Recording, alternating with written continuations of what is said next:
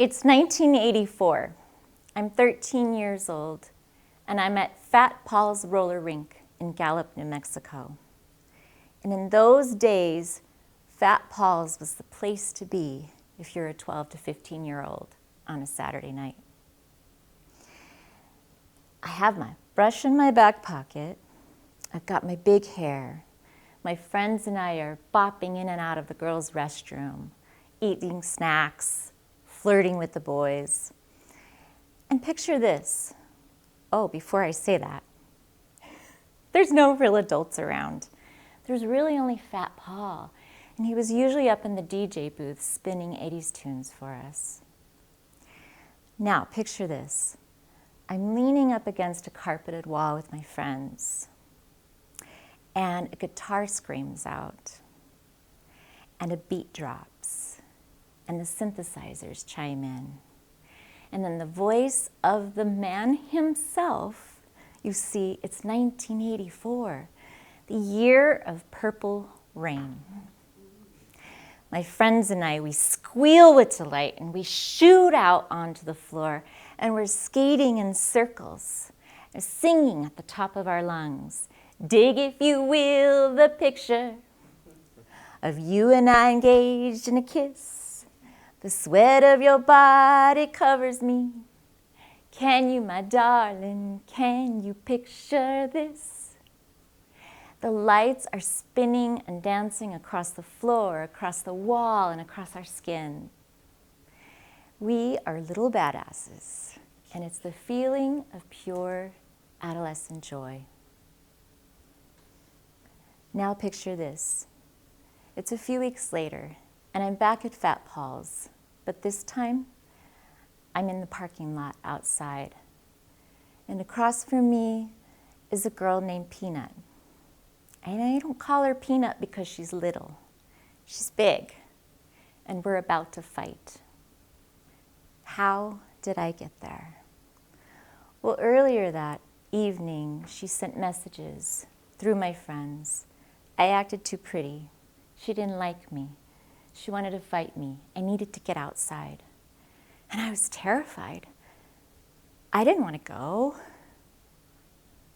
I didn't know her. I didn't know why.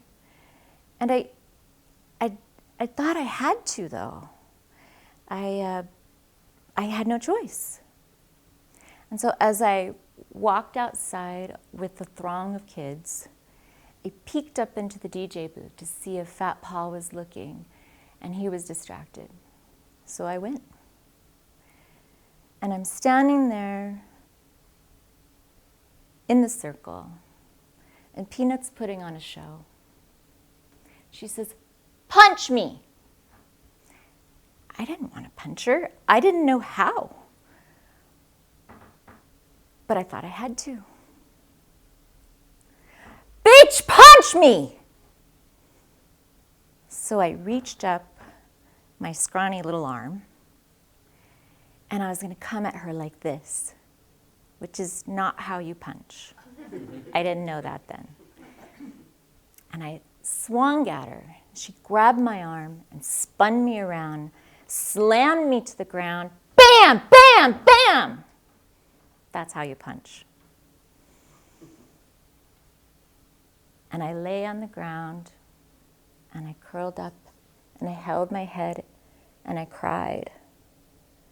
And I thought, why did I not protect myself? Why did nobody protect me?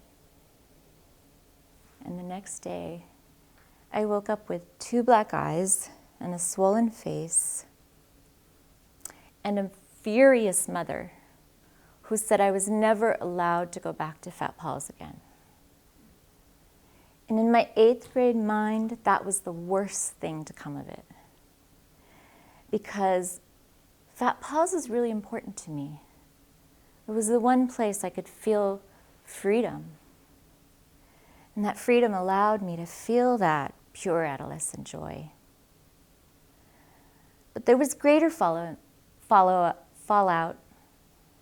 that I didn't recognize at the time. And it was a fear. It was a holding back. It was me not taking the risks, like belting out a tune loudly with my friends, not caring who hears me, or dancing wildly across the dance floor, or flirting openly with boys. Those things that make you feel alive and connected. So moving forward, we're in the spring of 2023, and I'm sitting in my classroom, and it's lunch. I hear a scream from out in the hallway, and I go tearing out there, and I can see one of my students, we'll call her Aaliyah, getting attacked by another student, we'll call her Petra. Aaliyah was in my 4th period class, and she was a real behavior problem. She came to me in the middle of the year. She had a permanent scowl on her face. She antagonized the other kids, and they antagonized her back. She distracted other kids from their learning. But the worst thing is she was always on her phone. And she was always on her phone with her mother. And so it gave me no power to help her change her behavior and fall in line. The other girl, Petra, I didn't know her, but I knew of her.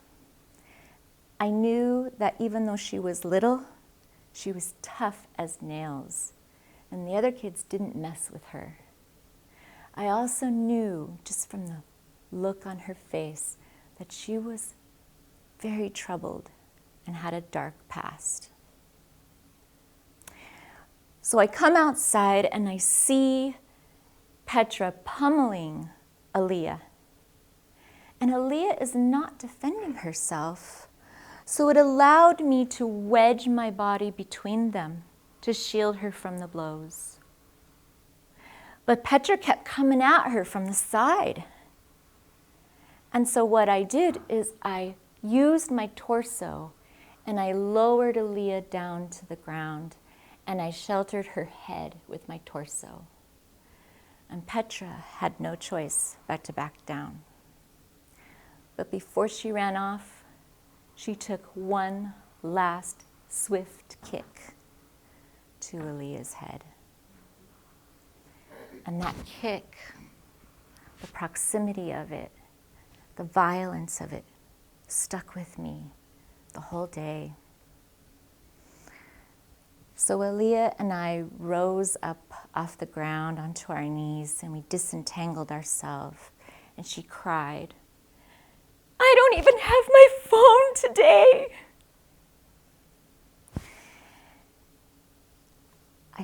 They took her to the office, and I gathered myself, and I went to lunch, and I did a lot of deep breathing to recover, and I was okay.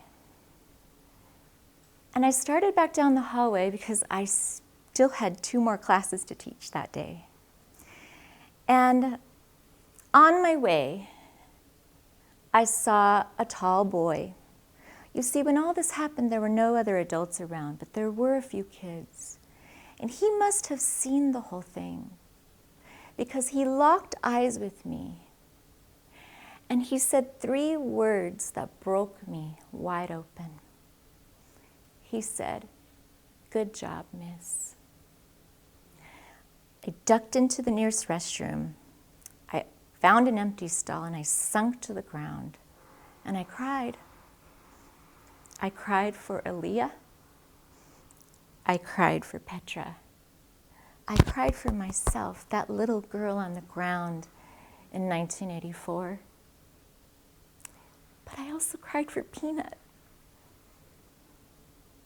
And I hope that wherever she is today, that she is feeling the freedom that she saw me experiencing out on that floor. And with it, the joy that that brings. The end.